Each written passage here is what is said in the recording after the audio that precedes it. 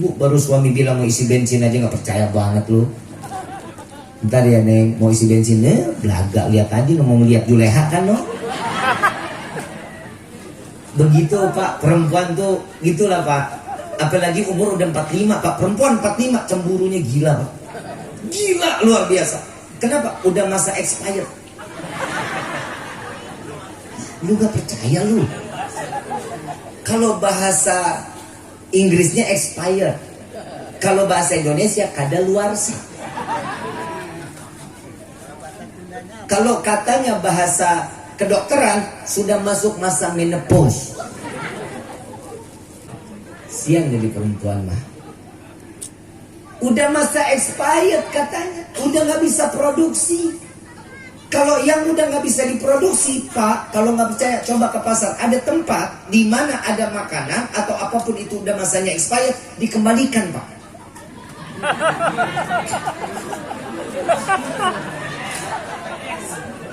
Dengerin dulu, gue belum selesai.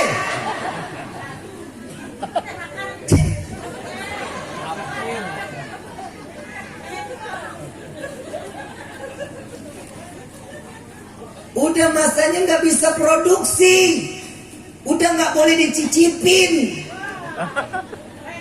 beracun, berak-berak.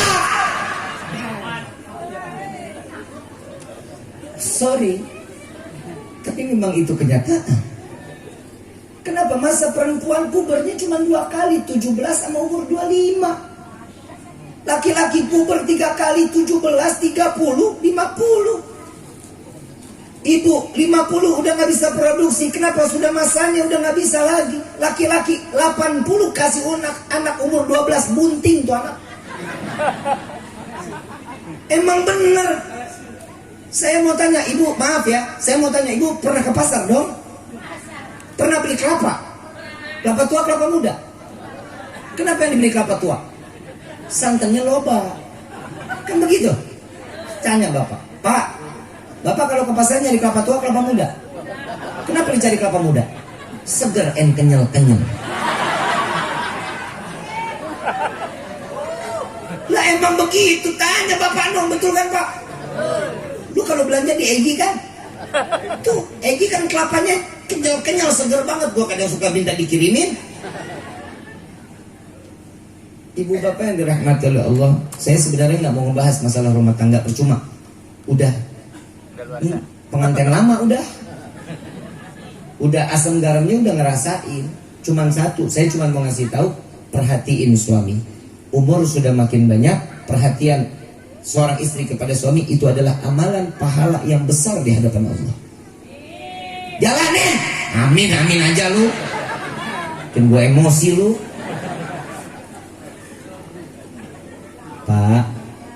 Pak, tanya deh sama kiai setempat. Nih kiai kan ada nih. Ada nggak Pak Kiai dalil untuk izin sama istri pertama kawin lagi? Ada nggak Pak Kiai? Nggak ada kan? Nggak ada dalilnya kan? Kawin.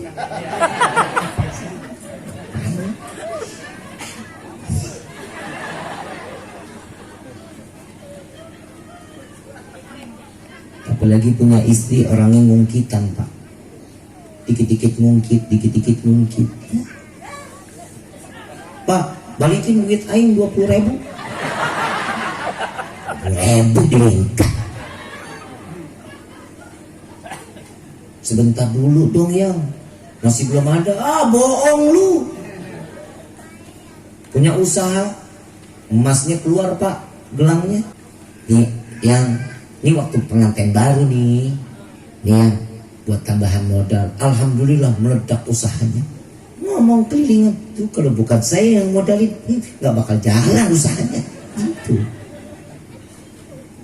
dosa lu. Ibu enak ibadah, ibu ngaji, ibu baca Quran, zakat, semua yang wajib ibu jalanin tanpa putus. Saat ibu seorang istri mengungkit apa yang udah dikasih ke suami, 0, nggak akan terhitung pahalanya di hadapan Allah. Jangan pernah mengungkit. Paham ya? Kalau mau ngasih aja ikhlas. Gimana Siti Khadijah? Tanah yang 70% tanahnya punya Mekahnya itu punyanya dia. Semuanya dihabisin buat siapa? Buat dakwahnya Nabi. Sampai Nabi kalau mau ngelewatin lautan nggak punya rakit, apa kata Siti Khadijah? Jika engkau ingin melintasi lautan, engkau tidak memiliki rakit, aku mati lebih dulu, bongkar kuburanku, ambil tulang belulangnya, jadikan ikatlah menjadi rakit agar engkau dapat melintasi lautan tersebut. Minta nasi pak, minta nasi. Yang suapin dong. Ih, malu. Suapin, kalau bini laki-laki minta begitu tuh suapin. Pakai sekop.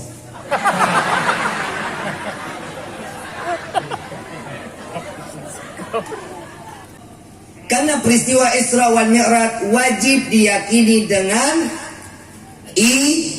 gak boleh dengan akal. Tadi kan akal kita udah bahas. Sekarang saya mau bahas lagi nih.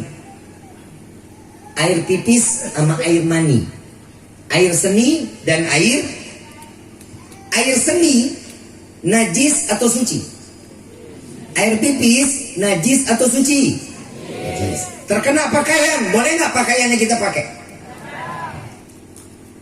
Air mani keluar, terkena pakaian, kita lap, kita sapu, terus pakaiannya boleh nggak kita pakai lagi? Boleh, tapi pantas apa enggak?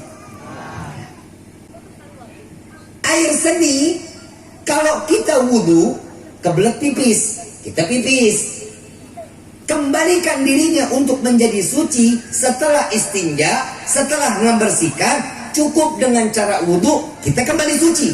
Betul apa enggak? Saat keluar air mani, wajib mandi besar. Paham ya? Saat keluar mani, wajib mandi. Logika, akal, yang keluar suci, mandi besar. Yang suci aja mandi besar, gimana yang najis? Betul? Yang keluar air seni, najis, cukup dengan cara berwudu. Kalau yang keluar air mani itu suci, perlu wudu apa enggak? Gak perlu, kenapa? Karena suci, ini akal, ini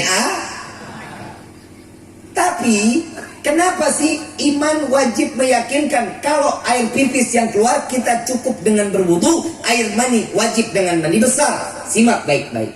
Iman tahu betul kelemahannya kita. Sebagai hamba, Allah tahu bagaimana kelemahan kita. Enggak musubillah min dalik. Allahumma, orang Kapandaian hobinya beser. Lu tau beser? Kencing sehari 7 kali, 5 kali, ada yang 9 kali. Kebayang nggak kalau yang keluar pipis mandi besar? Hah? Setiap habis pipis mandi lu. Betul? Berarti sama kalau kita nih pipis, mandi, jadilah kita keluarga julung-julung. Jadi cukup berwudu. Kalau yang keluar air mani, kenapa mandi besar? Karena saat orang keluar air mani, lemah, letih. Betul nggak? Ngaku aja. Lemah, letih. Yang jomblo maafin, lu nggak tahu nikmatnya, lu nggak tahu rasanya. Jadi kalaupun lu mau, itu namanya memaksakan. Paham ya? Jadi tolong kalau buat laki-laki di dalam kamar mandi nggak boleh lama-lama. Perempuan juga gitu. Yang jomblo, perempuan nggak boleh lama-lama di dalam kamar mandi. Usahakan 5 menit paling lama. Kenapa? Karena di situ akan terjadi syaitan masuk ke diri kita melakukan sesuatu, naudzubillahi min dzalik. Paham ya? Jika ada yang melakukan hal tersebut, maaf, saya harus bilang, kalau itu terjadi, sampai terjadi keluar air mani secara dipaksakan atau dikatakan dalam istimna, maka air mani tersebut akan menjadi manusia kelak, anaknya di akhirat tanpa kepala dan meminta tuntutan agar Allah menghidupkan dia dengan membawa kepalanya. Ya tidak, lu selangkah mau masuk surga, gara-gara itu anak nggak punya kepala, lu nggak jadi masuk surga. Di sliding tackle masuk ke neraka. Paham ya? Jangan main-main. Sesuatu yang tidak pasti tidak, dan itu pasti ada manfaat yang Allah berikan kepada diri kita. Paham ya? Orang yang mandi besar, makanya orang yang keluar air mani dengan mandi besar. Kenapa? Untuk mengembalikan kesegarannya sehingga dia segar, sehat untuk beribadah kepada Allah. Ini akal dan iman. Paham sampai sini? Paham sampai sini? Ada yang kedua, ada. Kalau masih belum paham nih yang kedua. Orang kita nih punya wudhu, tiba-tiba buang air, tiba-tiba buang, batal nggak wudhunya?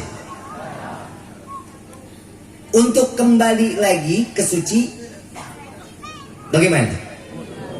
Wudhu cukup ber? Yang saya mau tanya, yang keluar bagian mana? Keluar angin bagian mana? Bujur. Betul ya? Yang dibasuh yang mana? Atas. Nih. Kenapa enggak nih yang dibasuh? Kan yang keluar dia. Kenapa ini? Karena ini yang keluar, yang malu ini. Paham? Saat kita kentut, saat kita keluar angin, yang malu muka. Makanya muka yang dicebokin. Paham? Ini iman. Yang namanya akal nggak boleh ngatur iman. Jadi peristiwa Isra wal Mi'raj wajib diyakini dengan iman. Ini saya masih panjang nih. Nih membahas belum ada, ini baru mukadimah nih. Ini kita bisa sampai jam 3 nih. Hah? Setuju? Mau? Gue enggak.